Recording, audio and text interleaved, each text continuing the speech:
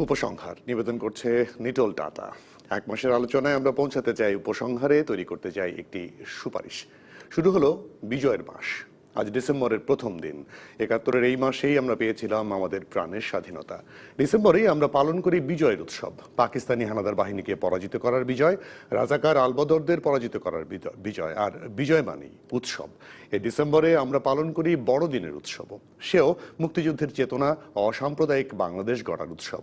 এবার এইসব উৎসবের অনুষঙ্গে যুক্ত হলো ভোট উৎসব। তাই চারিদিকে উৎসবের আমেজ। কাল প্রার্থী বাছাই শেষ হবে। ৯ ডিসেম্বর প্রার্থিতা প্রত্যাহারের শেষ দিন। তারপর শুরু হবে প্রচারণার উৎসব। যদিও ভোটে অংশ নেওয়া রাজনৈতিক দল এবং প্রার্থীদের বিজয় উৎসবের জন্য অপেক্ষা করতে হবে ৩০শে ডিসেম্বর রাত পর্যন্ত। কিন্তু সাধারণ ভোটারদের জন্য উৎসব শুরু হয়ে গেছে এরই মধ্যে। সকল দল প্রার্থী এখন নতজানু সাধারণ মানুষের কাছে। হাত জোড় করে ভোট ভিক্ষায় ক্ষমতাবান এখন সকল ভোটার। বিজয়ের এই মাস তাই সত্যি সত্যি উৎসবের মাস। এবার তাই আমাদের ডিসেম্বর জুড়ে উপসংহারে আলোচনার বিষয় ভোট ও উৎসব। আলোচনার সূচনা পর্বে স্টুডিওতে আছেন অভিনেত্রী ও রাজনীতিবিদ রোকেয়া প্রাচী, অভিনেতা শাকিল খান এবং অভিনেত্রী তারিন জাহান। আপনাদের তিনজনকে স্বাগত জানাই আজকের উপসংহার অনুষ্ঠান। আপনারা অনেক কথা বললাম আসলে। উৎসব, ভোট, কেন উৎসব, কেন ভোট, কেন এই মাসটা আমরা এই সাবজেক্ট নিয়ে কথা বলতে চাই সেটি নিয়ে আলোচনা করলাম, সেটি নিয়ে বললাম আসলে উপসংহারের ভূমিকা লগ্নে। আমরা তিনজনের কাছ থেকে আসলে এই বিষয়টি নিয়ে আজকে পুরো অনুষ্ঠানে আলোচনা করতে শুরুতেই যেহেতু পরিচয় করে দিয়েছি রাজনীতিবিদ ও অভিনেত্রী রোকেয়া প্রাচীকে দিয়ে শুরু করতে চাই। শুরুতেই বলি, মন খারাপ কি? একদম না, মনোনয়নপত্র পাননি? একদমই না। কারণ মনোনয়নপত্র জমা দিয়েছি, প্রত্যাশা ছিল, কিন্তু সবচেয়ে বেশি প্রত্যাশা হচ্ছে যে বাংলাদেশ আওয়ামী লীগ আবার ক্ষমতায় আসবে, মাননীয় প্রধানমন্ত্রী শেখ হাসিনা আবার প্রধানমন্ত্রী হবেন। সেটা খুব ইম্পর্টেন্ট। তো সেই জন্য প্রার্থী যেই হোক, মহাজোটে যাকে প্রার্থী দিয়েছেন আমাদের এলাকা থেকে, অবশ্যই আমার সমর্থন থাকবে এবং আমি এই সিদ্ধান্তের প্রতি শ্রদ্ধাশীল। সে কারণে একদম মন খারাপ নেই, বরং আমি অনেক বেশি নির্ভর এখন অনেক ক্যান্ডিডেট যারা আছেন, যারা মনোনয়ন পেয়েছেন, তাদের জন্য কাজ করব, পুরো ৩০০ আসনের জন্য কাজ করব। খুব ভালো। শাকিল খান, আপনাকে কাছে আসতে চাই। এই ভোট, আমি যেহেতু বলছি ভোট এবং উৎসব এবং ভোট, এই উৎসবের মাসটিতে ভোট হওয়ার কারণে উৎসবের মধ্যে কোনো রকম নেতিবাচক প্রভাব পড়ার কি কোনো আশঙ্কা আপনি দেখতে পান? না, আমি ওরকম কোনো কিছু দেখি না। বিশেষ করে আমি আমার এলাকার কথা বলতে পারি, কারণ আমি আপনারা হয়তো বাগেরহাট ৩ থেকে নমিনেশন চেয়েছিলাম। তো আমার মনে হয় যে আমাদের মাননীয় প্রধানমন্ত্রী, উনি যেটা ভালো বুঝেছেন উনি সেটাই করবেন, কারণ উনি অনেক বড় দায়িত্ববান একজন মানুষ। মানে আমার বোঝা মতে উনি যাকেই দিবেন তার পক্ষে আমরা কাজ করব। এটি হলো গিয়ে আমাদের প্রত্যেকের, যারা বিশেষ করে আমি ব্যক্তিগতভাবে আওয়ামী লীগকে ভালোবাসি সেই ছাত্র জীবন থেকে। ছাত্র জীবনে আমি রাজনীতি করতাম, তখন থেকেই ভালোবাসি, এখনও পর্যন্ত ভালোবেসেই আসছি এবং ভালোবেসে যাব সামনে। তো সুতরাং আমি একটি কথা বলবো, সেটি হলো গিয়ে বিশেষ করে আমার এলাকার প্রতিটি মানুষকে বলবো যে আপনারা প্রার্থী না দেখে আমাদের মাননীয় প্রধানমন্ত্রীর হাতকে শক্তিশালী করার জন্য আমাদের নৌকা মার্কায় নৌকা প্রতীকে ভোট দিয়ে আমাদের নেত্রীকে শক্তিশালী করার জন্য, এটি আমার মানে আবেদন থাকবে। আমার বিশেষ করে আমার আশেপাশে যারা আছেন প্রত্যেকটি মানুষকে, যারা আমাকে ভালোবাসেন, এবং সারা দেশের একই কথাই বলবো, আমরা কিছু প্রচারে নেমেছি। আমরা আপনার আসলে এই মুহূর্তে প্রত্যাশার জায়গাটা থাকি, কারণ যদি কোনোভাবে আচরণবিধি লঙ্ঘন হয়ে যায়, আমরা ৮ তারিখের পরে এই কথাগুলো বলার চেষ্টা আপনার কাছে অবশ্যই শুনি সরাসরি ভোটের আবেদনগুলো। আমরা একটু উৎসবের, আমি যে আশঙ্কার কথা বলেছি, যে আশঙ্কাটা কোনো কেন বলছি, এটার একটা পিছনে কিন্তু কারণ আছে। আমি আপনার কাছে আসি, তার আগে তারিনের কাছে যাই। কেন বলছি? এই কারণে যে ১০ বছর পরে মানুষ ভোট দেবে এবং সবগুলো দল অংশগ্রহণ করছে, জোট, মহাজোট এবং বাম গণতান্ত্রিক জোটও এবার নির্বাচনে অংশগ্রহণ করছে। এই কারণে বলছি যে ভোটের আমাদের অভিজ্ঞতাটা খুব একটা ভালো না। মারামারি হয়, ঝগড়াঝাটি হয়, কিছু মানুষ মারাও যান, এরকম ঘটনাও ঘটে। সেরকম কোনো আশঙ্কা থেকে আমি বলছি যে এই উৎসবের সময়টাতে এরকম কোনো সংকট দেখতে পান কিনা? ধন্যবাদ আপনাকে। প্রথমে শুরুতেই যে আপনি বলেছেন যে এটি বিজয়ের মাস এবং আজকে ১ ডিসেম্বর, সবাইকে বিজয় দিবসের শুভেচ্ছা জানাতে চাই। এবং আজকের দিনেই কিন্তু আমাদের একজন বীর প্রতীক খেতাব প্রাপ্ত একজন নারী মুক্তিযোদ্ধা মারা গিয়েছেন, তারামন বিবি। তার প্রতি শ্রদ্ধা জানাচ্ছি আমি। জানিয়ে আমার কথা বলতে চাই। সেটি হচ্ছে আসলে আমরা ছোটবেলা থেকে যেটা দেখে এসেছি, নির্বাচন মানেই কিন্তু একটা উৎসবের আমেজ থাকে। সেটি সাধারণ মানুষের ভিতরে আরো বেশি থাকে, কারণ সে ভোট দেবে। আর এবার কিন্তু আমাদের অনেক বেশি নতুন ভোটার আসছে, তরুণ ভোটার আসছে, যারা 18 বছর বয়স থেকে 28 বছর বয়সের মধ্যে, আমি যতটুকু জানি, যদি আমি ভুল না করে থাকি, প্রায় 22%। এবং প্রায় টোটাল ভোটের সংখ্যা অনেক অনেক অনেক বেশি, অনেক বেশি। 2,65,00,000 টোটাল ভোটার তো আরো অনেক বেশি। আমি এইজের কথা বলছি, একদম তরুণ প্রজন্ম। এবং আমাদের মাননীয় প্রধানমন্ত্রী, মাননীয় প্রধানমন্ত্রী কিন্তু একটা কথাই বারবার বলেছেন যে এবার কিন্তু তিনি তরুণদেরকে, মানে তরুণদের জন্যই কিন্তু এই নির্বাচনটাকে নিয়ে তিনি আরো বেশি আশা করেন, বিকজ এবার অনেক বেশি তরুণ ভোটার অ্যাড হচ্ছে, যারা কিনা প্রথমবারের মতো ভোট দেবেন। এবং আমি মনে করি যে এটি বিজয়ের মাস, উৎসবের মাস। এবং অসাম্প্রদায়িক যেই বিষয়গুলো আছে, যে আপনি বলছিলেন যে 25শে ডিসেম্বর আমরা এখানে কিন্তু বড়দিন উদযাপন করি। এবং নট অনলি বড়দিন, আমরা কিন্তু বিগত 10 বছরে দেখে এসেছি প্রত্যেকটি ধর্ম অবলম্বীরা কিন্তু তাদের নিজেদের যার যার ধর্ম কিন্তু সুন্দরভাবে, সুষ্ঠুভাবে পালন করতে পারছে, বিকজ আমাদের সরকার কিন্তু এখন মাননীয় প্রধানমন্ত্রীর সরকার কিন্তু সেই জিনিসটাকে মেনটেন করে গেছেন খুব সুন্দরভাবে, কারণ যার যার ধর্ম কিন্তু যে যে পালন করেছে সুন্দরভাবে, সেখানে কিন্তু কোনো বিঘ্ন ঘটেনি। সেটার প্রতি আমি শ্রদ্ধাশীল। আর আরেকটি জিনিস হচ্ছে যে ছোটবেলায় আমরা যে উৎসবটি দেখেছি, এখনকার উৎসবটি কিন্তু আছে, এবং এখনকার তরুণ প্রজন্মের মধ্যে কিন্তু ভোট দেওয়ার একটা অন্যরকম উত্তেজনা তাদের মধ্যে আছে। এবং হ্যাঁ, এবং এটা কিন্তু একটা পজিটিভ দিক।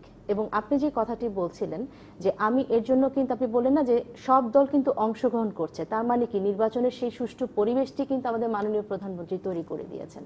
এবং আমি মনে করি যে উনি কিন্তু একটা উদাহরণ সৃষ্টি করেছেন এবার। তিনি কিন্তু আলাদা আলাদা ভাবে প্রত্যেকটি দলের সাথে বসে মিটিং করেছেন, তাদের সাথে আলাপ আলোচনা করেছেন, সংলাপে বসেছেন, তাদের সাথে কথা বলেছেন। এটি কিন্তু একটি বিরল ব্যাপার। তিনি কিন্তু একটা উদাহরণ তৈরি করে দিয়েছেন, যেটি কিন্তু সবসময় বলে আসা হয়েছে যে সংলাপে বসা হয় না, কথা শোনা হয় না। এবার কিন্তু পুরো ওপেন ফিল্ড ছিল, সবাই কিন্তু এই জন্য সুষ্ঠুভাবে, মানে আনন্দের সাথে কিন্তু সব দল কিন্তু অংশগ্রহণ করতে চাচ্ছে নির্বাচনে। এখন পরবর্তী সময়ে ভবিষ্যতে কি হবে সেটা বুঝতে পারছি না, কোনো গন্ডগোল হবে কিনা সেটা বুঝতে পারছি না। সেটা সাধারণ জনগণ হিসেবে বা একজন সচেতন নাগরিক হিসেবে কিন্তু আমরা আশাও করি না, কারণ অনেক দিন পর নির্বাচন হচ্ছে, একটা উৎসব আমেজ কিন্তু সবার মনের ভিতরে কিন্তু একটা উত্তেজনা। আপনি যেখানেই যাবেন, চায়ের স্টল বলেন, কোনো আড্ডা বলেন, সবখানে আলোচনার বিষয় কিন্তু নির্বাচন। তো অলরেডি কিন্তু উৎসবটা পাওয়া যাচ্ছে, ভেতরে ভেতরে উত্তেজনাও কিন্তু ফিল হচ্ছে। আর আমি মনে করি যে আমাদের যারা আমরা নৌকা প্রার্থী আছি, বা যারা মনোনয়ন নিয়েছিলাম, বা যারা মনোনীত হয়েছেন, আমরা মনে করি আমরা সবাই কিন্তু একই কাতারের মানুষ, আমরা সবাই নৌকারই মাঝি। সো সেই জায়গাটুকু থেকে আমরা আওয়ামী লীগ কর্মী হিসেবে বলেন, বা আমি ব্যক্তিগতভাবে আমি মাননীয় প্রধানমন্ত্রীকে ভালোবাসি, তার জন্য কাজ করতে চাই অবশ্যই, সেটা যেই ক্ষেত্রেই হোক। সেটা আমাদের দলের যেই জায়গায় যদি বলে যে না আপনাদেরকে টেকনাফ থেকে তেতুলিয়া যেতে হবে, আমরা যাব। এন্ড অফ দ্য ডে আমরা চাই অবশ্য, কারণ আমরা যদি সত্যিকার অর্থে দেশের উন্নতি চাই, এই যে গত 10 বছরে যে দেশ এগিয়ে গেছে, যে অগ্রযাত্রা হয়েছে, এটার মধ্যে কোনো বাধা আসুক, অবশ্যই আমরা সচেতন নাগরিক হিসেবে সেটা চাইবো না, অবশ্যই চাইবো এটি আরো এগিয়ে যাক।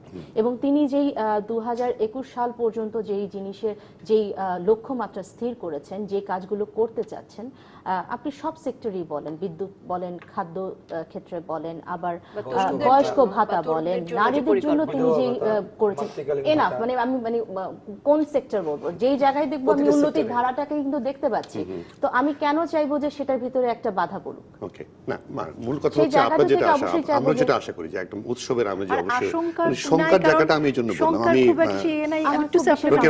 যেহেতু সবার অংশগ্রহণে হচ্ছে এবং দীর্ঘ সংলাপের প্রক্রিয়ার মধ্য দিয়ে সবার যা যা প্রত্যাশার জায়গাগুলো ছিল, যারা ঐক্য ফ্রন্ট এবং অন্য যে দলগুলো মানে এসছে নির্বাচনে, তাদের তো যা যা কথা ছিল সেগুলো অনুযায়ী কিন্তু বাংলাদেশ আওয়ামী লীগ এবং সরকার কিন্তু সেগুলো পূরণ করার চেষ্টা করেছে যথাসাধ্য। কিন্তু সেই জায়গাতে আজকেও কিন্তু না, বলা অভিযোগ হচ্ছে যে নামার- এখনো পর্যন্ত সুষ্ঠু পরিবেশ হয়নি, তা এখনো সেটা পর্যন্ত কিন্তু সেটা গ্রেফতার বলার- করা হচ্ছে গণহারে তাদের এখন কর্মীদেরকে। সেটা বললে তো হবে না, যদি কারো যদি সেই ঝামেলা থাকে। যেমন আমরা দেখেছি মনোনয়ন তো আমরাও নিয়েছি, আমাদেরও মনোনয়নপত্র বিক্রি হয়েছে, আমরাও কিন্তু উৎসবের আমেজে মনোনয়ন কিনতে এসেছি। আবার পল্টনেও আমরা দেখেছি একইভাবে মনোনয়ন কিনতে এসে কিভাবে মানে রাষ্ট্রের সম্পদের উপর হামলা হয়েছে, কিভাবে সাধারণ নিরীহ মানুষের উপরে হামলাগুলো হয়েছে। এখন এই যখন যে রাষ্ট্রীয় সম্পদ অর্থাৎ পুলিশের গাড়ির উপর যে হামলা, আগুন দিয়ে জ্বালানো হলো, সাধারণ মানুষ আহত হলো, এর বিষয়ে কি মামলা হবে না? রাষ্ট্রীয় সম্পদ নষ্ট করার অধিকার তো কারো নাই। মনোনয়নপত্র কিনতে গিয়ে জমা দিতে গিয়ে কেন পুলিশের গাড়ি পুড়তে হবে, কেন সাধারণ মানুষকে মারতে হবে, জ্বালাপোড়াও করতে হবে কেন? কাজে এই কাজগুলো যখন হয় তখন তো মামলা হবে, মামলা হলে গ্রেফতার হবে, গ্রেফতার হলে সে হয়তো ইলেকশন করতে পারবে না, বা তার যদি আগের কোনো সাজা থেকে থাকে, যদি ঋণ খেলাফি হয়, সেই ক্ষেত্রে তো আসলে আইনের গতিতেই চলবে। এখন আমার যদি কোনো অপরাধ থাকে, তো আইন আমাকে ছাড়বে কেন? আমরা তো আইনের শাসন চাই, সুশাসন ছাড়া তো বাংলাদেশ চলবে না, রাষ্ট্রের কাঠামো ধসে পড়বে। তো সেখানে একজন আসামি বা একজন অপরাধীর শাস্তি হবে আইনের গতিতে। তিনি যদি তার মধ্যে পড়ে যদি গ্রেফতারের আওতায় চলে যান, সেক্ষেত্রে তো আসলে সেটা কিন্তু দল বা নির্বাচনের বিষয় তো আসছে না। এখন নির্বাচন করবার জন্য সকল সুযোগ সুবিধা একজন অপরাধীকে ছেড়ে দিতে হবে? সেটা তো বাংলাদেশ আওয়ামী লীগের দায়িত্ব না একজন অপরাধীকে ছেড়ে দেওয়ার জন্য। তো অপরাধীদের কোনো নমিনেশন না দিলেই পারেন। তারপরে আরেকটা খুব সিগনিফিক্যান্ট কথা কিন্তু আমাদের মাথায় রাখতে হবে, 25 জন রাজাকারকে কিন্তু জামায়াতের একদম একদম পরীক্ষিত, একদমই আইডেন্টিফাইড 25 জন এবং যুদ্ধাপরাধী পরিবারের 3 জন থেকে 4 জনকে নমিনেশন দেয়া হয়েছে। তো জামাতকে নিয়ে, যুদ্ধাপরাধীকে নিয়ে যখন কোনো একটা দল নির্বাচন করতে আসে, তখন কিন্তু তার মধ্যে নির্বাচন করবার মানে সঠিক ইচ্ছা কতটুকু আছে বা জনগণের প্রত্যাশা পূরণের ইচ্ছা কতটুকু আছে সেটা কিন্তু আমাদের ভাবতে হবে। কারণ জামাত বা যুদ্ধাপরাধী রাজাকার তারা কি আসলে বাংলাদেশের পক্ষের শক্তি? তারা তো বাংলাদেশের পক্ষের না, তারা তো এখনো চক্রান্ত করে যাচ্ছে। আজকে বঙ্গবন্ধুর খুনি বলেন, আজকে 21 আগস্টের গ্রেনেড হামলা বলেন, 1971 সালের বিরুদ্ধে যারা ছিল, এরা তো আসলে একইভাবে ঘুরে ফিরে তো সেই ঐক্য ফ্রন্ট এবং সেই বিএনপি জামাতই তো। এবং তার প্রমাণ কিন্তু 25 জন এবং ওই 3 জন। তো এই যে মোটামুটি প্রায় 30 জনের একটা টিমকে যে তারা মনোনয়ন দিলেন, এটার কি ব্যাখ্যা? এটা কি জাতির কাছে ব্যাখ্যা করতে হবে না? এই 30 জন নিয়ে আমরা তো এখনো কিছু বলিনি, বরং আমি মনে করি যে সাধারণ মানুষের দিক থেকে এই প্রশ্নটা তো উঠতে পারে যে কেন যুদ্ধাপরাধীরা মনোনয়ন পাবে, কেন রাজাকার মনোনয়ন পাবে? তারা কি বাংলাদেশের নাগরিক? তারা কি বাংলাদেশের পক্ষে নির্বাচন করতে পারে? আর একটা রাষ্ট্রে কি বিরোধী দল মানে কি? বিরোধী দল মানে হচ্ছে যে সরকারকে মনিটর করবে, যে জনগণের পক্ষে কথা বলবে, যে চাপ প্রয়োগ করবে সরকারকে, রাষ্ট্রকে। তো চাপ প্রয়োগ করবার শক্তিটি যদি বাংলাদেশের বিপক্ষের সাথে আতাত করে চক্রান্তে, তো সে কি করে আমার আসলে বিরোধী দলে থাকবে? বিরোধী দলে থাকলেও তার মিনিমাম তো একটা কন্ডিশন থাকতে হবে যে সে বাংলাদেশকে ওন করে, সে স্বাধীনতার পক্ষের শক্তি এবং সে রাষ্ট্রের পক্ষের। এখন বাংলাদেশে সে নির্বাচন করতে চাইবে, তাকে নির্বাচন করবার জন্য আমি তাকে একদম লেভেল প্লেইং ফিল্ড করে দিব, তাকে সকল সুযোগ সুবিধা দিব, কেন? সে কি আসলে বাংলাদেশের? সে আদৌ নির্বাচন করতে পারে কিনা, সেই শর্তটাই তো আসলে আমার মনে হয় এখন প্রশ্নের বিষয়। এখানে ধরুন কিছু তো প্রশ্ন, সে বাংলাদেশের না হলে বাংলাদেশে বসবাস করছে কি করে? না, বাংলাদেশের নাগরিক, আমি বলছি যে আছে। নাগরিকত্বের চেয়ে বড় কথা নাগরিকত্ব মানে কি আমি বাংলাদেশের পাসপোর্ট থাকলে আমি নাগরিক? মানে বাংলাদেশকে ওন করাটা কি খুব জরুরি না? আজকের বাংলাদেশে যখন আমাদের ইয়াং জেনারেশন যারা আজকে আমাদের নতুন ভোটার, তারা বাংলাদেশ কিভাবে দেখতে চায়? তারা কি আসলে যুদ্ধাপরাধীকে নিয়ে বাংলাদেশকে নিয়ে আগাতে পারবে? আজকে জ্বালাও পোড়াও বলে, আজকে যে হলি আর্টিজান বলে, আজকে এই বিষয়গুলোর পেছনের ইতিহাস কি? আজকের আমাদের যে জেনারেশন এগিয়ে আসছে, সেই জেনারেশনই তো একসময় বলেছিল যুদ্ধাপরাধীর বিচার চাই, জনগণের দাবি ছিল। তো এই বিচারটার প্রক্রিয়ার মধ্যে দিয়ে কিন্তু আমরা একটা ঐক্যমতে আসতে পেরেছিলাম যে যুদ্ধাপরাধীকে এবং জামাতকে আমরা নিষিদ্ধ করতে হবে। তো জামাত এবং যুদ্ধাপরাধীকে নিয়েই যখন একটা দল ক্ষমতায় আসতে চায়, তখন তারা নানান রকমের অজুহাত কিন্তু তৈরি করবে। এখানে কিন্তু একটা সংখ্যা জায়গা এবং চলে এলো, তারাও কিন্তু 2013 জায়গাটা চলে এলো 2013-14-15-তে আপনার নিশ্চয়ই মনে আছে আগুন সন্ত্রাস, জ্বালাও পোড়াও একই অবস্থা হয়েছে, একই কাজ করেছিল। এবং তারই কিন্তু একটা মহড়া হয়েছে নমিনেশন পেপার কেনার দিন, একই রকম কিন্তু। তো আমার কথা হচ্ছে যে আসলে আশঙ্কা আমরা করছি যে আবার না বাংলাদেশের উপর, রাষ্ট্রের উপর, সাধারণ জনগণের উপর আবারও যুদ্ধাপরাধী এবং জামাতকে নিয়ে বিএনপি কোনো না কোনো ভাবে নির্বাচন বয়কট করার চেষ্টা হয়তো তারাই করবে। কারণ আমরা তো আসলে কনফিডেন্ট, আমরা তো জনগণের জন্য উন্নয়ন করেছি, আমরা জনবিচ্ছিন্ন কোনো কাজ করিনি। আমাদের তরুণ বলেন, বৃদ্ধ বলেন, তরুণ থেকে শুরু করে বা একটা যে শিশু জন্ম নিচ্ছে তার মা 6 মাস ছুটি পাবে মাতৃত্বকালীন, বেতন সহ। এবং সেই শিশুটি বড় হওয়ার পর যখন স্কুলে যাবে, মা স্কুলে পাঠানোর জন্য একটা ভাতা পাচ্ছে, মোবাইলে চলে যাচ্ছে তার বই ভাতাটা। পাচ্ছে। এই বাচ্চাটা যখন বড় হচ্ছে সে বই পাচ্ছে, সে বাল্যবিবাহের শিকার হচ্ছে না, মা চাকরি করতে পারছে। এই যে এত সুযোগ সুবিধা আগামী প্রজন্মের জন্য, মায়েদের জন্য, বয়স্ক লোকজন, আমরা শুনতাম ইউরোপে ভাতা পেত, এখন তো বাংলাদেশে মানুষ পাচ্ছে, পায়, এটা হচ্ছে উৎসবে ভাতা পাচ্ছে। আপনি দেখেন আপনার বিশেষ করে যারা শ্রমিক তাদের জন্য আজকে যেভাবে বেতন বাড়িয়ে দিয়েছেন আমাদের মাননীয় প্রধানমন্ত্রী, এটা আসলে 1600 টাকা থেকে মিরাকেল 8000 একটা বিষয়, কিন্তু অনেক বড় একটা দৃষ্টান্ত আমাদের যে কাজগুলো উনি করেছেন। আমি বিশেষ করে মানে একটি জিনিস যেমন ভোটে দিয়ে আমি বিশ্বাস করি যে বাংলাদেশের প্রতিটি মানুষ সবাই একসাথে হয়ে আমরা মনে হয় সুন্দরভাবে সুষ্ঠু নির্বাচনের পক্ষে আমরা সবাই চাই সুষ্ঠু একটি নির্বাচন হোক দেশের জন্য, প্রতিটি দল আসবেন। এর মধ্যে তো কিছু না কিছু খুঁটিনাটি আসলে বিষয় থাকবেই, এটা কিন্তু থাকবেই। আপনি একটি যে আপনি বাংলাদেশ কেন সারা পৃথিবীতে বিশ্বেই বলেন যে কোনো জায়গায় নির্বাচন হলে আপনার সমস্যা কিছু না কিছু থাকে, আর আপনি সেটাকে মূল বড় বিষয় করে দেখলে কিন্তু হবে না।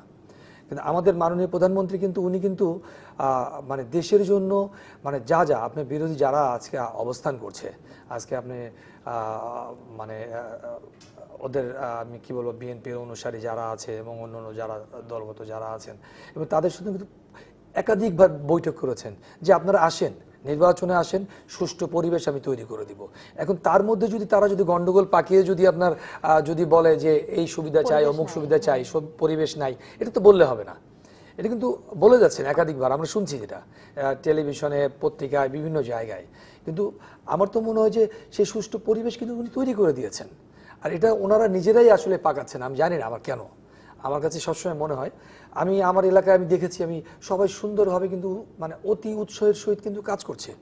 এবং প্রত্যেকটা আপনার বিএনপি বলেন, জামাত বলেন, আমি কি কি আরও আছে যারা যারা আছে অন্যান্য, বিশেষ করে আমি আওয়ামী লীগের সমস্ত যারা আছেন, প্রত্যেকে কিন্তু সুন্দরভাবে উৎসব কিন্তু সে পালন করছে এবং সবাই সুন্দরভাবে এখন কিন্তু ওইভাবে নেই, কিন্তু বাড়ি বাড়ি গিয়ে কিন্তু প্রত্যেকে ভোট চাইছেন, ইয়ে করছেন, এটি কিন্তু করছে গোপনে, প্রত্যেকটি দলই করছে। তো সেখানে তো সুষ্ঠু পরিবেশ তো অবশ্যই আছে। আর বাকিটা যারা ওনারা জটলা পাকাচ্ছেন কিন্তু ওনারা নিজেদের ভিতরে কিন্তু পাকাচ্ছেন, পাকিয়ে তৈরি করে বলছেন যে সুষ্ঠু পরিবেশ তৈরি হয়নি। ওকে ফাইন, আমরা এই কথায় অবশ্যই থাকবো, এই গল্পে অবশ্যই থাকবো। একটা ছোট বিরতির সময় হচ্ছে, বিরতি নিয়ে ফিরছি আবারও। দর্শক আমাদের সঙ্গে থাকুন, আমরা ফিরছি কৃষি এবং কথা বলছি ভোট ও উৎসব নিয়ে। আমন্ত্রণ আরেকবার নিটল টাটা নিবেদিত উপসংহারে। আজ আমরা আলোচনা করছি ভোট ও উৎসব নিয়ে। স্টুডিওতে আছেন রোকেয়া প্রাচী, শাকিল খান এবং তারিন জাহান, তিনজনকে আরেকবার স্বাগত। আমরা একটু এবার এই প্রসঙ্গে যদি আসি, যে রাজনীতিতে শিল্পীদের অংশগ্রহণ খুব যে নতুন তা না, বিভিন্ন জায়গায় হয়েছে এবং এই সাবকন্টিনেন্টে হচ্ছেই। বাংলাদেশে খুব বেশি যে হয়েছে তা না, অল্প কিছু হয়েছে। এবং ইদানিংকালে বিশেষ করে এবার একটা জিনিস লক্ষণীয় যে শিল্পীদের মধ্য থেকে খুব বেশি মনোনয়নপত্র চেয়েছে। এখন একটা হয় কি যে একজন ভোটার হিসেবে আমি যদি মনে করি যে আমার এলাকায় এই শিল্পী তো কখনো আসেননি, তিনি জনপ্রিয় শিল্পী, এ কারণে মনোনয়নপত্র নিয়ে আসলেন, সেটা একটা ধাক্কা তৈরি হয় কিনা আমি তিনজনের কাছ থেকে শুনবো। প্রথমে রোকেয়া প্রাচী। একদম হুট করে কেউ এলে অবশ্যই ধাক্কা হয়, যদি সে কখনোই কোনো সামাজিক, কোনো সাংস্কৃতিক, কোনো মুভমেন্টই যদি কোনোদিন না থাকে। কিছু কিছু মানুষ কিন্তু সবাই যে একদম সরাসরি রাজনীতি করবেন এমন না। দেখা গেছে উনি খুব বড় একজন সেলিব্রিটি, হয়তো কোনো দলের হয়ে রাজনীতি করেননি, কিন্তু মানুষের প্রয়োজনে, রাষ্ট্রের প্রয়োজনে ওনাকে আমরা রাজপথে দেখেছি, কোনো সামাজিক সাংস্কৃতিক আন্দোলনে ছিলেন, তখন ধাক্কা লাগলেও কিন্তু জিনিসটাকে গ্রহণ করা সম্ভব হয়। আবার একদমই হুট করে যখন মানে একদমই নির্বাচনকে কেন্দ্র করে যখন কেউ আসে, স্বাভাবিকভাবে একটু ধাক্কা লাগে কোনো কোনো ক্ষেত্রে। কিন্তু আবার সেরকম স্পেশাল যদি কেউ হয়, যেমন মাশরাফি এমন এক ধরনের মানে সেলিব্রিটি যে মাশরাফিকে আসলে যে কোনো জায়গা থেকে গ্রহণ করার ক্ষেত্রে আমাদের ধাক্কা লাগার কথা না, কারণ মাশরাফি কিন্তু এক ধরনের কন্ট্রিবিউশন আছে আমাদের রাষ্ট্রের জন্য, আমাদের প্লাস সে তার এলাকায় কিন্তু একজন সাধারণ নাগরিক হিসেবে এলাকার মানুষের সাথে খুব এক ধরনের ভালো সম্পর্ক রাখতে পেরেছে। তার মানে মাশরাফির মতো যদি কোনো সেলিব্রিটি আসেন, সেটা হুট করে এলেও কিন্তু তাকে দিয়ে তার যে ইমেজ বা তার যে সততার যে জায়গা বা দক্ষতার যে জায়গাটি, সেটি দিয়ে কিন্তু আবার জনগণের জন্য কাজ করানো সম্ভব। কারণ বিভিন্ন শ্রেণী পেশার যদি মানুষের প্রতিনিধি যদি আমাদের সংসদে না থাকে, তাহলে তো প্রতিনিধিত্বও তো প্রয়োজন বিভিন্ন ক্লাসের। যেমন মাশরাফিকে যদি আমরা খেলোয়াড় থেকে ধরি, তাহলে খেলোয়াড়দেরও কিন্তু একটা প্রতিনিধিত্বর ব্যাপার থাকে। তো সেই জায়গা থেকে মাশরাফির মতো একজন সেলিব্রিটি কিন্তু আমি মনে করি এটা পজিটিভ। আবার সঙ্গীত শিল্পী বা আমরা তো নূর ভাইকে পেয়েছি, আমরা তারান আপাকে পেয়েছি, আমরা মমতাজ আপাকে পেয়েছি, তার আগে কবরী আপা ছিলেন। তাদের কারোরই পারফরমেন্স কিন্তু সংসদে খারাপ না, সকলেই মন জয় করতে পেরেছেন যার যার এলাকা এবং সৎ ছিলেন। তো শিল্পীরা এলে কি হয়, যদি একটু প্রথম প্রথম ধাক্কাও যদি লাগে, বাট একজন শিল্পী কিন্তু আর যাই হোক সে অসৎ হবেন না, তিনি মানুষের জন্য কাজ করবেন। শিল্পী হয়তো আরেক ধরনের গুণগত মানের পরিবর্তন করতে পারবেন, তবে অবশ্যই সেই শিল্পীকে, মনটা কিন্তু উদার, তবে সেই শিল্পীকে এক ধরনের সামাজিক বা সাংস্কৃতিক কিছুটা হলো ওই কর্মকাণ্ডের সঙ্গে জড়িত ব্যাকগ্রাউন্ডটা থাকতে হবে। প্রয়োজন আছে। যেমন তারিন কিন্তু সবার কাছে তারিন, মাশরাফি যেমন সবার জন্য তারিন, কিন্তু তারিন যখন আওয়ামী লীগের নমিনেশন নিল তখন কিন্তু তারিন আওয়ামী লীগের, তখন একজন বিএনপির বা একজন বাম জোটের সমর্থক তারিনের নাটক কি দেখবে না? আমি এখানে 10 সেকেন্ড একটা কথা আমি বলতে চাই, এই যে আমাদের এই মুহূর্তে কিন্তু বাংলাদেশ আওয়ামী লীগ এমন এক ধরনের রাজনৈতিক দল এবং যে পরিবেশটা তৈরি করতে পেরেছে সেখানে কিন্তু রাজনীতির জন্য সবার আগ্রহ বেড়েছে, এবং এরকম অনেক তারিন যখন আসবে তখন আসলে ফ্যান ফলোয়ার কতটা ভাগ হবে আমি জানি না, কিন্তু রাষ্ট্রের কাজে লাগবে। আমি এই জন্য তারিনকে বললাম যে তারিন, আমি এটা যুক্ত করতে চাই, যে জানতেই চাই যে আসলে মানুষের মধ্যে এক ধরনের নেগেটিভ পজিটিভ সব ধরনের কথা খুবই স্বাভাবিক ব্যাপার। সেটা এটা আসলে সাধারণ মানুষের একটা ধাক্কা লাগাটাই খুবই স্বাভাবিক, বিকজ তারা সবসময় আমাদেরকে স্ক্রিনের সামনে দেখে আসে। আমাদেরকে তারা চেনেন একজন অভিনেত্রী হিসেবে। সেই মানুষটি, সেটি কিন্তু আমার পেশাগত দিক থেকে আমি কি, সেটি হচ্ছে আমি অভিনেত্রী। বাট আমার আদর্শগত যেই মানে সাপোর্ট, বা আমি কাকে সাপোর্ট করি বা আমার আদর্শগত দিক কোনটা রাজনৈতিকভাবে, সেটা কিন্তু সম্পূর্ণই আমার ব্যক্তিগত ব্যাপার। সেটা কিন্তু আমার নিজস্ব চয়েস, আমার নিজস্ব চিন্তাধারা, আমার ভালো লাগার বিষয়। সেই জায়গাটা কিন্তু প্রত্যেকটি একজন সাধারণ এদেশের সচেতন নাগরিক হিসেবে, আমাদের মানে বাংলাদেশের একজন নাগরিক হিসেবে কিন্তু প্রত্যেকটি মানুষের সেটি যার যার নিজস্ব অধিকার। সে কোন দলকে সাপোর্ট করবে, কোন দলের জন্য কাজ করবে, তার রাজনৈতিক চিন্তাধারা কাকে আসলে মূল্যায়ন করে, সেটি আসলে সম্পূর্ণ তার ব্যক্তিগত চিন্তাধারা। সেটির জন্য কিন্তু যারা আমার ভক্ত আছেন তারা কিন্তু রিয়াক্ট যে করেননি তা কিন্তু নয়। আমি কিন্তু অনেকের রিয়াকশন পেয়েছি, পজিটিভ রিয়াকশনও পেয়েছি, আবার নেগেটিভ রিয়াকশনও পেয়েছি। আমি সবগুলোকেই কিন্তু পজিটিভলি নিয়েছি, কারণ আমি মনে করি যে কোনো নেগেটিভ প্রচারণাও কিন্তু এক ধরনের প্রচারণা। এবং সেই জায়গাটা থেকে যদি আমি চিন্তা করি তাহলে কিন্তু বুঝতে হবে আমি মনে করি আমার দর্শকরা অ্যাটলিস্ট একটা জিনিস বুঝতে পারবেন যে যখন আমি কাজটি করেছি, অভিনয়ের কাজটি, তখন কিন্তু সততার সাথেই কাজটি করার চেষ্টা করেছি, এবং করেছি বলেই কিন্তু দীর্ঘ 31টি বছর আমি মিডিয়াতে কাজ করেছি। বাট প্রত্যেকটি মানুষের কিন্তু একটি মানে কাজের ধারা কিন্তু চেঞ্জ হয়, ট্র্যাক চেঞ্জ হয়। যখন আমি খুব আমার অভিনয় শিল্প নিয়ে অনেক বেশি ব্যস্ত ছিলাম, তখনও যে আমি রাজনীতি নিয়ে চিন্তা করতাম না তা কিন্তু নয়, তখন কিন্তু সচেতন ছিলাম, কিন্তু যেহেতু সময়ের অভাব ছিল সেজন্য অতটা সক্রিয়ভাবে আমি হয়তো কাজ করতে পারিনি। কিন্তু এখন সেই সুযোগটি এসেছে, বা আমার কাছে মনে হয়েছে সেই ফিল্ডটি তৈরি হয়েছে, যেটা প্রাচী আপা বলেছেন যে এটিও কিন্তু মাননীয় প্রধানমন্ত্রী আমাদের জননেত্রী শেখ হাসিনাই তৈরি করে দিয়েছেন। তিনি কিন্তু সেই উৎসাহটি আমাদের সকলকেই দিয়েছেন বলেই কিন্তু তরুণ প্রজন্মরা এগিয়ে এসেছেন, এবং এবার কিন্তু অনেক তরুণ প্রার্থীরা কিন্তু এবার নমিনেশন নিয়েছেন। আমি জায়গাটা আসবো, শাকিল খান আপনার কাছে। আমি একটি জিনিস যেটি আমি বুঝি, যেটি যে একটি তারকা যে এসে আপনার নির্বাচনে নেমে যাবেন, এটি আমি আসলে কোনোভাবে আমার দৃষ্টিকোণ থেকে আমি এটা একমত নই। কারণ আমি আজকে আমার এলাকায় কিন্তু আমি দীর্ঘদিন যাবত আমি কাজ করে যাচ্ছি। বিশেষ করে আমি একটু আগে বলেছিলাম যে আমি ছাত্র জীবন থেকে আমি আওয়ামী লীগের সাথে জড়িত, এবং এই আওয়ামী লীগকে ভালোবাসি, এবং সেখান থেকেই কিন্তু এখানে আসা, এবং দীর্ঘদিন কিন্তু আমি কাজ করেছি। আমি যখন আমার এলাকায় যাই, আমি কোনো নেগেটিভ কারো কাছ থেকে কখনো আচরণ সে ধরনের পাইনি, এবং প্রত্যেকটি মানুষ উৎসাহের সহিত কিন্তু আমার সাথে সাথে কিন্তু সব যোগদান করেছে। একসাথে তার হাতে হাত মিলিয়ে, কাঁধে কাঁধ মিলিয়ে একসাথে আমার সাথে প্রচারণায় নেমেছি। আমি একটি লোক কিন্তু কখনো বলেনি যে আপনি কেন এসছেন।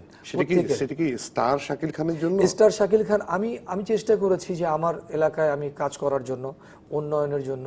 আমি আমার নিজস্ব, আমাদের পৈতৃক সম্পত্তি আছে যেগুলি আমি আমার অনেক সরকারি ও রাষ্ট্রে আমি দান করেছি, আমরা দিয়ে দিয়েছি।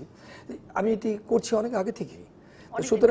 সুতরাং আমি সেটি মানুষের কাছে সেই আশা নিয়েই কিন্তু আমি নমিনেশন চাওয়া, অন্য কোনো কিছু না।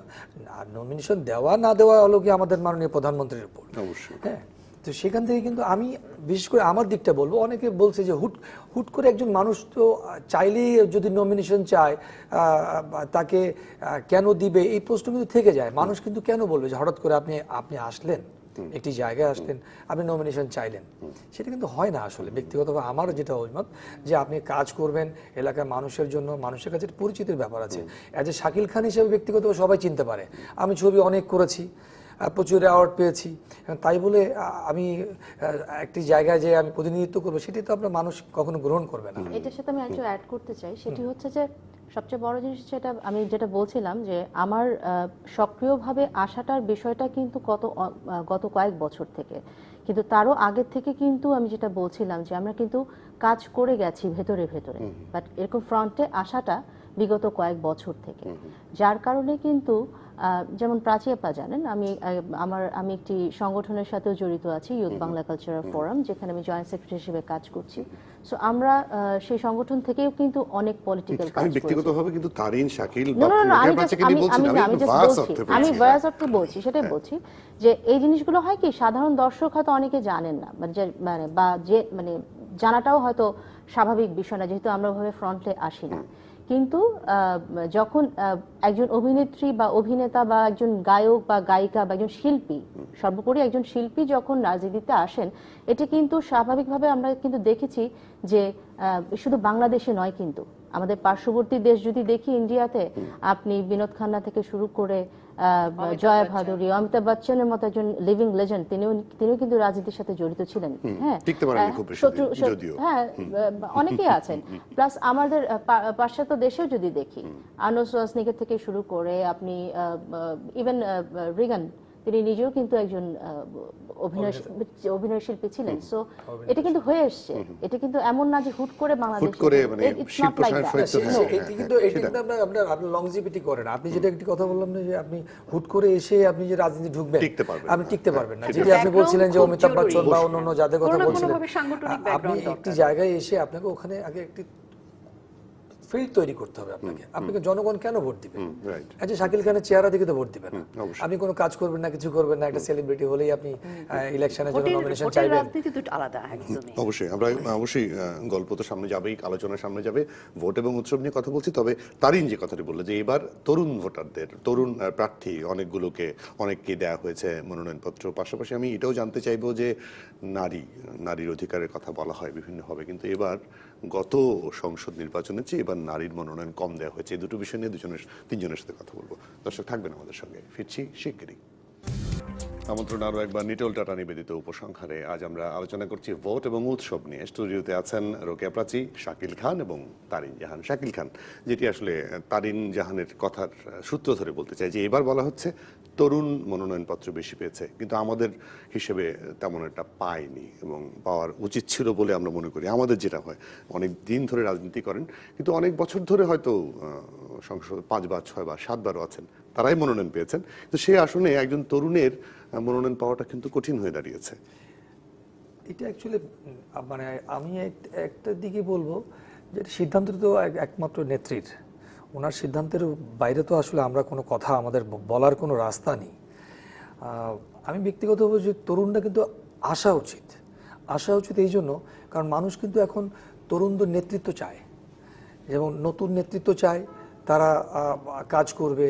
বিশেষ করে আমি যারা পুরনো যারা লিড দিচ্ছেন তাদের কথা আমি বলবো না যে তারা লিড দিতে পারছেন না, সেটা বলবো না, কিন্তু তরুণদের আনা উচিত এই জন্য, কারণ আপনাদের একটি জিনিস দেখেন, আপনি তরুণরা কিন্তু সবসময় মানে তরুণের প্রতি কিন্তু একটি ঝুঁকে আসে। বিশেষ করে এবার দেখবেন যে আপনার তরুণদের ভোটার কিন্তু প্রচুর বেড়ে গেছে, যেহেতু আমাদের গত মাঝখানে যেহেতু ইলেকশন হয়নি, যেভাবে নির্বাচন অনেক দিতে পারেননি, মানে ভোট দিতে পারেননি, তো সুতরাং সেখানে সে একটি জায়গায় কিন্তু বিশেষ করে আমি জানি না, হয়তো নেক্সট হয়তো আপা নিয়ে আসবেন, আবার তরুণদেরকে নিয়ে আসবেন, বিশেষ করে যারা নতুন যারা ভোটার আছেন আগামীতে অবশ্যই পাবেন। আর এটা হলো গিয়ে দলীয় সিদ্ধান্তের বাইরে, তো আমরা আসলে আমাদের কিছু করণীয় আসলে একজন তরুণ আসেনি, আমি একটুখানি সাপ্লিমেন্ট আমি বলছি একদম আসে তা না, না কম। আসছে, এবারও সেটা হলো গতবারের গিয়ে মতো তুলনামূলকভাবে কম। এবারও যে জায়গাগুলোতে এসছেন সেটাও বেশ আমি মনে করি যে এক্সপেরিমেন্ট হিসাবে যথেষ্ট চ্যালেঞ্জিং। নফল ভাই এসছেন, তারপর তন্ময় আসছেন, আমাদের শামীম ভাই এসছেন, তারপরে গোলাপ ভাই এসছেন। তো এই জায়গাগুলোতে কিন্তু মানে মাশরাফি তো বটেই, তো একেবারেই যে মানে তরুণরা এসে যে মানে চ্যালেঞ্জিং জায়গাটা নেয়নি তা তো। তরুণ আবার ওখানে তরুণ আবার ওরা তরুণ আমি এই তর্কে যাচ্ছি না, কে তরুণ কে বয়স্ক সেই তর্কে যাচ্ছি না, সেটা একটা বড় তর্কের ব্যাপার। তরুণ তো সেটা আসলে কোনো নতুন সীমাবদ্ধতা candidate নাই, নতুন হ্যাঁ। মনের দিক দিয়ে যদি তরুণ মানে মনে করি তাহলে একদম তরুণ প্রথম মানে প্রথমবারের মতো প্রথমবারের নির্বাচন মতো, হ্যাঁ। করছেন আর কি। আমি তারিন আপনার কাছে জানতে চাই, আমি আসলে একটা সংখ্যাই যদি বলি যে গতবার আওয়ামী লীগের হয়ে সরাসরি নির্বাচনে অংশগ্রহণ করেছে 22 জনের মতো, এবার 16 জনকে মনোনয়ন দেওয়া হয়েছে। কমলো, আমরা যেটা প্রধানমন্ত্রী নারী, স্পিকার নারী, বিরোধী দলের নেত্রী নারী, এবং আরেকটি বিরোধী বড় দল, যদি উনি কারান্তরিত আছেন তিনিও নারী দলের প্রধান, কিন্তু নারীর মনোনয়ন কমলো কি করে? এটা ওই যেটি শাকিব ভাই বলেন, এটা আসলে সম্পূর্ণভাবেই তো আসলে নেত্রীর সিদ্ধান্ত। কিন্তু আমি মনে করি যে আমাদের আওয়ামী লীগে কিন্তু নারী নেতৃত্ব বা নারী কর্মী কিন্তু অনেক বেশি, যারা দীর্ঘদিন ধরে কাজ করে যাচ্ছেন এবং খুব বলিষ্ঠভাবে কিন্তু তাদের নিজ নিজ জায়গাতে তারা কিন্তু তাদের একটি সুন্দর জায়গা করে নিয়েছেন, যে তারা যদি ইলেকশনে যান বা ইলেকশন করেন তাহলে হয়তো বা তারা জিতে আসতে পারবেন। কিন্তু এটি তো আসলে সম্পূর্ণই নেত্রীর সিদ্ধান্ত, তিনি কাকে যোগ্য মনে করবেন, কাকে মনোনয়ন দেবেন, সেই আস্থার জায়গাটুকু আসলে যারা অর্জন করতে পেরেছেন তারাই হয়তোবা মনোনয়ন পেয়েছেন। কিন্তু আমি মনে করি যে আসলে এটা আমি জানি না, এটা হয়তোবা এমনও হতে পারে যে হয়তোবা নারী নেত্রীদের জন্য যেহেতু সংরক্ষিত আসন আছেন, হয়তো তা মানে সেটারও একটা হয়তো কোনো বিবেচনার বিষয় আছে বা কিন্তু ইলেকশনের জায়গাটুকু থেকে আমার কাছে মনে হয় যে আওয়ামী লীগের কর্মী বা নেত্রী হিসেবে কিন্তু নারী নেতৃত্ব কিন্তু অনেক, আমরা এরকম ভাবে অনেকের নামই বলতে পারি। সো সেই জায়গাটুকু থেকে আসলে এই জায়গাটা আসলে আমাদের বলার কিছু নেই, যে আসলে নেত্রী ভালো বুঝতে কিছু পারবেন। যুক্ত করবেন? এখানে আমি একটু বলি, সেটা হলো কি নারী, আপনি যেটি বলছেন যে আসন সংখ্যা কিন্তু কম, কিন্তু কর্মী কিন্তু নারী কিন্তু ভোটার অনেক বেশি কিন্তু, এবং এটা আমি বলবো যে অনেক মানে আগে আপনি যদি আপনি ডিসকাশন করেন আগের চাইতে অনেক অনেক গুণ বেশি। কোটা হিসেবে, যদি এখন কোটা নাই, কোটা হিসাবে গেলো কিন্তু নারীর মনোনয়ন পাওয়াটা অনেক কমে গেল আর কি, কোটা হিসাবে কিন্তু হলো না। রোকের পাচ্ছি ডেফিনেটলি দলের সিদ্ধান্ত, এবং ইলেকশন তো আসলে শুধু একটা দুইটা সিটকে কেন্দ্র করে না, 300 আসন, সেখানে শরিক মহাজোট থাকে, সবাইকে নিয়ে আসলে একটা নির্বাচনের পরিকল্পনা, সেখানে বিরোধী দল থেকে কারা দাঁড়াচ্ছেন, এই অনেক রকমের হিসেব নিকেশের একটা ব্যাপার থাকে। সেই হিসেব নিকেশটার ক্ষেত্রে আসলে অবশ্যই দল এবং সভানেত্রীর সিদ্ধান্তই চূড়ান্ত। কিন্তু নির্বাচনে কি হয়, ভোটের রাজনীতি তো আসলে শুধুমাত্র আবেগ বা আবেগ দিয়ে হবে না, এটা একটা হিসাব নিকেশ, চুলচেরা বিশ্লেষণ। আমি নির্বাচন করব মানে হচ্ছে আমার এলাকায় 394,000 ভোট, মানে আমাকে আসলে সমস্ত ভোট এনে আসনটা আমাকে জিততে হবে, মানে এখানে এক্সপেরিমেন্টের কোনো সুযোগ নেই। তো ভোটের ক্ষেত্রে এক্সপেরিমেন্টে যেহেতু আমরা এবার কিন্তু অনেক বেশি প্রথমবার নির্বাচন করতে চাই, এই সংখ্যায় নারী কিন্তু অনেক বেশি ছিল এবার। পুরনো যারা ছিলেন, যারা অনেক আগে থেকে নির্বাচন করে এসে অভ্যস্ত, তাদের কেউ কিন্তু বাদ পড়েননি। আমরা যারা প্রথমবার নির্বাচন করতে চেয়েছি, এরকম সংখ্যা এবার অনেক বেশি ছিল, আমাদের হোমওয়ার্ক ছিল অনেক। কিন্তু তারপরও একটা এলাকার নির্বাচনে যেখানে বিএনপি থাকছে, জাতীয় পার্টি থাকছে, যেখানে অন্যান্য অনেকগুলো শরিক দলের বিষয় থাকছে, সব মিলিয়ে ওই এলাকায় ভোট নিয়ে আসা বা ভোটের নির্বাচনের যে স্ট্রং যে জায়গাগুলো তৈরি করা, সেটা 100% শিওর না হলে কিন্তু নতুন একজন যিনি নির্বাচন করতে চান তিনি কঠিন নির্বাচনের বৈতরণী আসলে পার করতে পারবে কিনা। তার মানে ভোটের হিসাবটাকে কোনো ক্ষেত্রে আমার কাছে মানে কি ওখানে আসলে নারী হিসেবে বিবেচনা নয় যে ঠিক আছে রোকেয়া প্রাচী একজন নারী উনি পারবে না, থাক, ব্যাপারটা কিন্তু এভাবে দেখা না। যখন ভোটের রাজনীতির হিসাবটা আসে, যখন আমি নির্বাচন করবো একজন ক্যান্ডিডেটের জায়গায়, তারা তখন কিন্তু আসলে আমি রাজনৈতিক লোক, রাজনৈতিক নেতা, এবং সেখানে আমি আসলে পারবো কিনা, আমি আমার বিরুদ্ধে যিনি দাঁড়াচ্ছেন উনাকে পরাজিত করে আমি জিতে আসতে পারবো কিনা, এটা খুব ইম্পর্টেন্ট হয়ে যায়।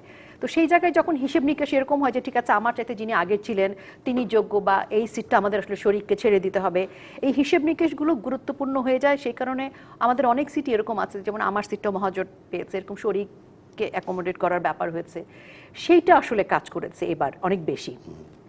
নারী হিসেবে কাউকে দেয়া হয়নি, ভোটের রাজনীতির ক্ষেত্রে নারী ফ্যাক্টর হয়ে ওঠে না, ওকে, বা সংরক্ষিততে দেয়া যাবে দেখে একটা নারীদের তাহলে কম নিয়ে আসি নির্বাচনে, এটাও না। বিষয়টা একদমই 100% আমার কাছে মনে হয় যে মানে রাজনৈতিক দৃষ্টিভঙ্গি থেকে বা মাঠের ভোট কত টানা যাবে সেই হিসাব করতে চাইলে মানে রাজনৈতিক নেতা বনাম রাজনৈতিক নেতা, বিষয়টা এরকম। এবং ফ্যাক্টরটা হচ্ছে জয় এবং পরাজয়, এবং মানে আমাকে এই জিততে হবে, এই শিওর জায়গার ইকুয়েশনটাতে এসে হয়তো একদম, নারী একটু হ্যাঁ। পিছনে পড়ে এটা যাচ্ছে। তারপর এটা হতেই পারে। হ্যাঁ, নারী এগিয়ে যাবে, এটা আমরা অবশ্যই আশা করতে পারি। এবং যেটি আসলে আমাদের এই মাসের আলোচনার বিষয়, আমরা ভোট এবং উৎসব দুটো একসঙ্গে করতে চাই, কোনো হানাহানি চাই না। উৎসবের আমেজে যেমন আমরা আগে দেখেছি তেমনটাই দেখতে চাই, সেরকম আসলে গাড়ি পোড়ানো থেকে শুরু করে সেই ধ্বংসযজ্ঞ আর দেখবো না, সেটাই আশা আমরা করি। এটা এবং দেখতে চাই না। আপনারা যারা এটা কারো বাংলাদেশের কোনো মানুষ কিন্তু এটি চায় না। অবশ্যই আমরা চাই একটি সুন্দর পরিবেশ, আমরা সুন্দরভাবে সবাই চলবো, ভোট সবাইকে কেন্দ্রে নিয়ে যাবে আমরা এবং ভোট দেবে। রাইট, সুন্দরভাবে সেটাই আমরা চাই, হ্যাঁ। অবশ্যই। মানে একদম লড়াই হবে, উৎসবের জয় যেমন পরাজয়টা নির্ধারিত হবে, এবং সেখানে ভালো বনাম মন্দের এবং লড়াই হবে। সেখানে যারা জিতবে স্বাধীনতার তাদেরকে পক্ষে অপরপক্ষ শক্তি অবশ্যই আমরা স্বাগত আশা করি, জানাবে, হ্যাঁ, সেটাই আমরা অবশ্যই। আশা করছি। কারণ বাংলাদেশে রোকেয়া সেই প্রাচী, আপনাকে জিনিসটাই ধন্যবাদ, আসতে হবে। শাকিল খান ধন্যবাদ, তারিন জাহান ধন্যবাদ, তিনজনকে ধন্যবাদ আজকে আমাদেরকে সময় দেওয়ার জন্য। দর্শক আপনাদেরকেও ধন্যবাদ, আপনারা যারা এতক্ষণ আমাদের সঙ্গে ছিলেন। আজকের মতো শেষ করছে নিটোল টাটা নিবেদিত উপসংহার। ফিরবো আগামী শুক্রবার রাত 10টায়, আলোচনা করব ভোট এবং উৎসব নিয়ে। থাকবেন অন্য কোনো অতিথি, থাকবেন আপনারাও। ডিবিসির সঙ্গে থাকুন 24 ঘন্টা। সবাইকে ধন্যবাদ।